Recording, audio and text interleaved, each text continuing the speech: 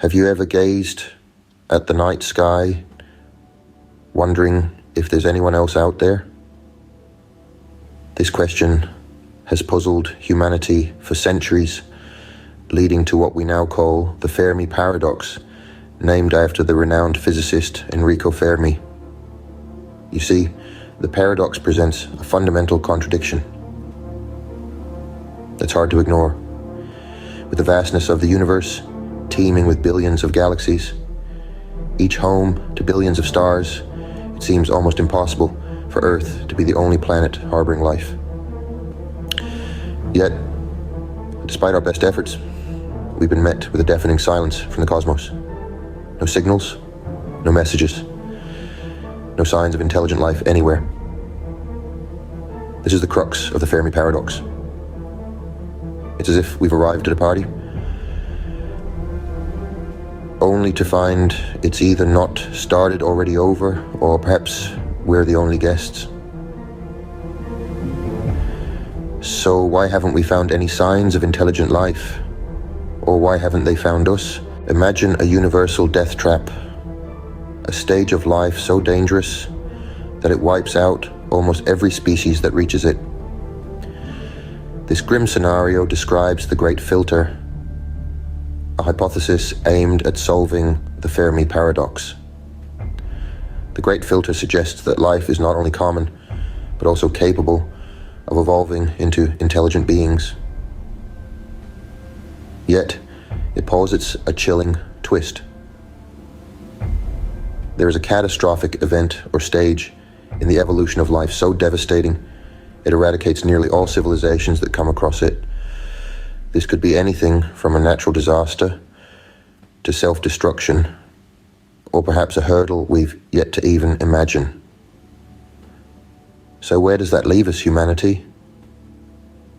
Have we already passed this perilous filter, surviving against the odds? If so, we might be one of the few, or maybe even the only civilization to have done so.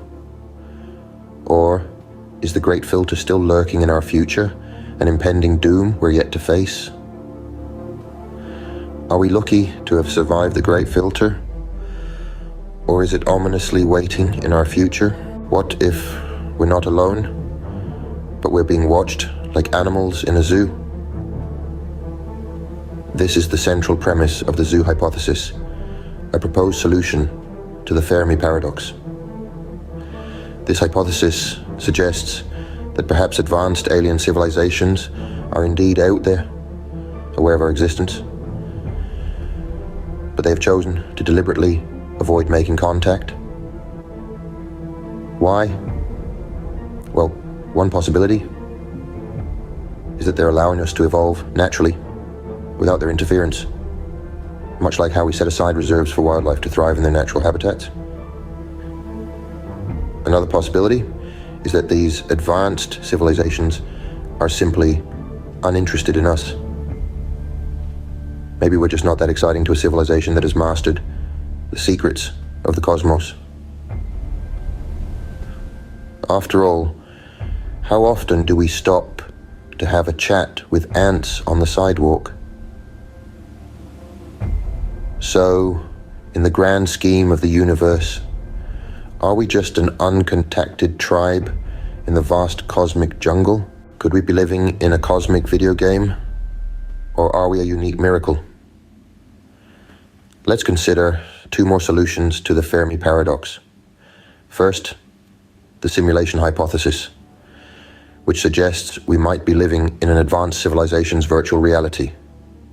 Imagine it, an alien civilization, so technologically advanced that they've created a whole universe within a computer, and we're just characters in their game, oblivious to the true reality. On the other hand, we have the rare Earth hypothesis. This theory proposes that complex life, like us, is incredibly rare due to the specific and stringent conditions required. It's not just about being in the Goldilocks zone, where conditions are just right for liquid water. It's also about having a planet with the right size, right atmospheric conditions, the right kind of star, and a whole lot more. So, what's your take? Are we a cosmic fluke? Or are we characters in a grand cosmic narrative, whether we're alone, doomed, observed, simulated, or rare? Each solution to the Fermi Paradox paints a different picture of our place in the cosmos. The Great Filter suggests we might be one of the few to have crossed a cosmic hurdle, while the zoo hypothesis posits we're part of a grand galactic preserve, observed but uncontacted. The simulation hypothesis presents us as beings in an advanced civilization's virtual reality, and the rare Earth hypothesis posits that we're a unique occurrence in a vast universe. Each theory, as fascinating as it is, carries its own implications for our future, from optimism to caution, from introspection to exploration. As we navigate these possibilities, we're reminded of our humble place in the grand scheme of things, yet also of our tremendous potential. As we continue our quest for cosmic companionship, we should remember that the silence of the stars may hold more lessons than their whispers.